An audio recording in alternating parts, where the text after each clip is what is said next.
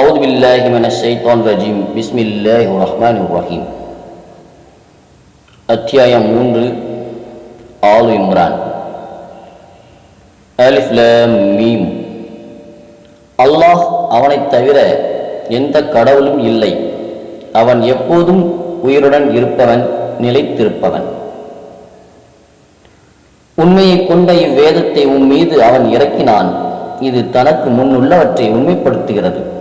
இதற்கு முன்னர் மக்களுக்கு நேர்வழிகாட்டியாக தௌராத்தையும் இஞ்சிலையும் இறக்கினான். வழிகேட்டிலிருந்து நேர்வழியை பிரித்து காட்டுவதையும் இறக்கினான். அல்லாஹ்வின் வசனங்களை யார் மறுக்கிறார்களோ அவர்களுக்கு கடும் வேதனை உள்ளது. அல்லாஹ் மிகைத்தவன், தண்டிப்பவன்.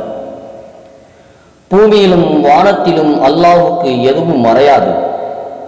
கருவறைகளில் தான் நாடியவாறு அவனை உங்களை வடிவமைக்கிறான்.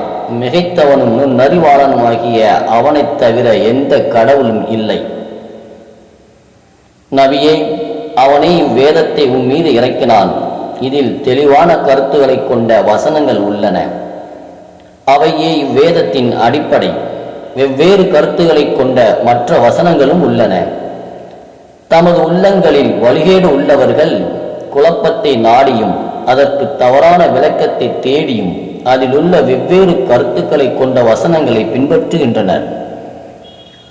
அல்லாஹையும் கல்வியில் தேர்ந்தவர்களையும் தவிர வேற எவரும் அதன் உண்மை விளக்கத்தை அறிய மாட்டார்கள்.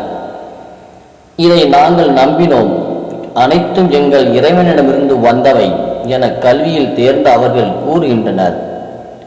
அறிவுடையவர்களைத் தவிர வேறு எவரும் படிப்பினை பெற மாட்டார்கள்.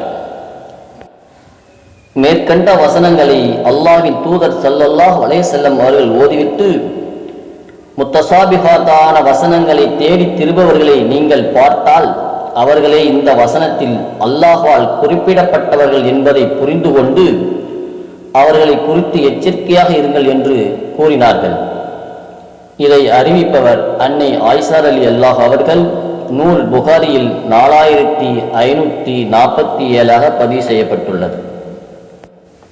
எங்கள் இறைவனே, நீ எங்களுக்கு நேர்வழி காட்டிய பின் எங்கள் உள்ளங்களை பிறழச் செய்துவிடாதே. உன்னிடமிருந்து எங்களுக்கு அருளை வழங்குவாயாக. நீயே கொடை வல்லல். எங்கள் இறைவனை, சந்தேகமே இல்லாத ஒரு நாளில் மக்களை நீயே ஒன்று திரட்டுபவன் என்று பிரார்த்திப்பார்கள். அல்லாஹ் வாக்குறுதிக்கு மாறு செய்ய மாட்டான். அத்தியாயம் 3 வசனம் 1 முதல் 9 வரை. அஸ்ஸலாமு அலைக்கும்.